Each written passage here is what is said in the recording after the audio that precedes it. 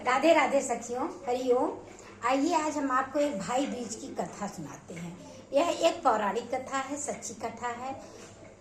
ये इसकी मान्यता सभी बहनें करती हैं, भाइयों भी जानते हैं। आइए हम आपको ये सब पौराणिक कथा सुनाते हैं। यह त्योहार रक्षाबंधन की भांति ही मनाया जाता है। भाई दूज के दिन भाई बहन के घर आता है। रक्षाबंधन में बहन आती है भाई के घर और भाई दूज में भाई जाता है बहन के घर। और ये सी मान्यता है कि भाई बहन एक साथ जाकर यमुना में स्नान करें।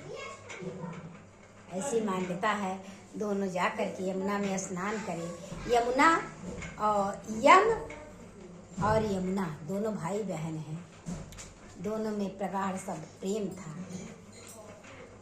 और उनकी पूजा करके फिर दोनों साथ में स्नान करें और तब बहन उसके साथ यम से प्रार्थना करती है कि हमारे भाई को दीर्घायु प्रदान करे और हमारे सुहाग की रक्षा करे।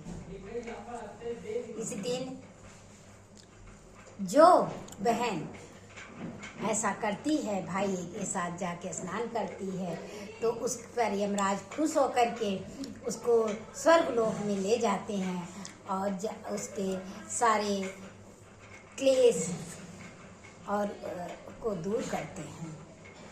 इसीलिए इसको यमद्वितीया भी कहा जाता है।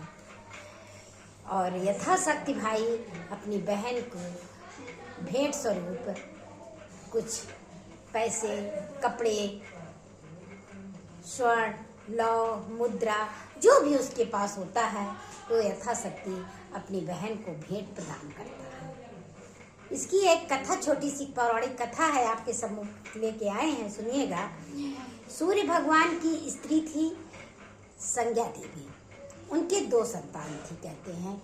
एक पुत्र यमराज और पुत्री यमुना थी। संज्ञा रानी सूर्य के तेज को सही न सकती, इसलिए वो वहाँ चली गई। उद्दीप किसको, इसलिए वो ध्रुव प्रदेश में चली गई, रहने चली गई। वहाँ पर उन्हें ताप्ती नदी और शनिचर का जन्म हुआ था। जब वो ध्रुव प्रदेश में चली गई तो वहाँ पर उन्होंने ताप्ती नदी और शनिचर देव का जन्म हुआ।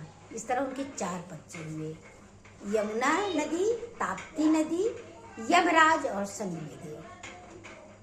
2 पुत्र 2 पुत्री हुई। और इसी छाया से अश्वनी कुमारों का भी जन्म बतलाया जाता है, जो देवताओं के वैद्य माने जाते हैं। इधर छाया का यम और यमुना से, क्योंकि उनके पास फिर बाद में हो गए थे ताप्ती और शनिचर देवता हो गए थे, वो उनके ज़्यादा पास हो गए थे, वहाँ से छोड़ के चली गई थी।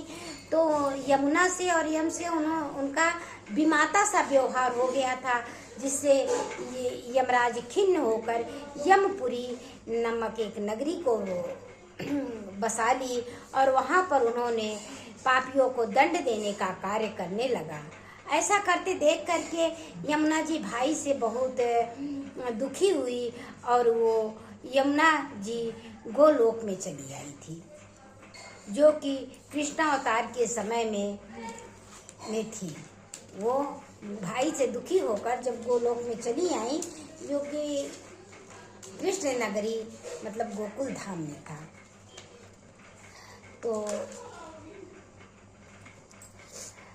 बहुत समय बीत गया। यमराज अपनी बहन से मिल नहीं पाए और सहसा एक दिन यमराज को अपनी बहन की बहुत याद आई। उन्होंने कहा, हम अपनी बहन से मिलना चाहते हैं, और अपने दूतों को भेज करके यमुना को खुजवाया।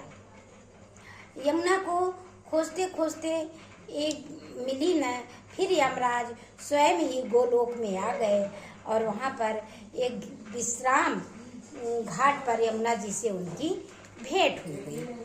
भाई को देखते ही यमुना जी के हर्ष का ठिकाना ना रहा। वो अत्यंत भाव से विभोर होकर के उनके स्वागत में भोजन, तरह तरह के पकवान बनवाई और उनका सेवा सत्कार किया। इससे प्रसन्न होकर यम ने उनसे कहा, हे बहन, तुम वर मांगो, तुम जैसा आज वर मांगोगी मैं वैसा ही तुमको तुम्हारे इच्छानुसार वर प्रदान करूँगा तुम्हें। यमुना ने कहा, हे भाई, मैं आपसे यह वरदान मानना चाहूँगी कि जो मेरे जल से स्नान करके नर नारी यमपुरी में न जाएं, मेरे जल से स्नान करने वाले लोग यमपुरी में न जाएं। यह बड़ा कठिन प्रश्न था यमराज के लिए। यम ऐसा वर देने से यमपुरी का अस्तित्व खत्म हो जाता। यम के लिए अगर इस तरह का वर दे देते यमुना को तो उनके लोक का तो अस्तित्व ही खत्म हो जाता। भाई को असमंजस में देखकर यमुना ने बोली, आप चिंता ना करें भाई, मुझे इतना वरदान दे कि जो लोग आज के दिन बहन के यहाँ भोजन करके इस मथुरा नगरी स्थित विश्राम घाट पर स्नान करें, वह तुम्हारे लोक में तो जाएं पर स्वर्ग में जाएं, नरक में न जाएं। इसे यमराज ने तत्काल स्वीकार किया और इस तिथि को जो सज्जन भाई बहन के घर जाता है और यमुना में स्नान करता है, उसको मैं बांध कर नहीं ले जाऊंगा, उससे सम्मान से ले जाके उसको स्वर्ग में स्थान प्रदान करूंगा। ऐसी है कथा, ये पौराणिक कथा है, इस पर ध्यान दीजिएगा। इस कथा को जरूर सुनिए और इसका प्रचार करिए। धन्यवाद, नमस्कार, प्रणाम।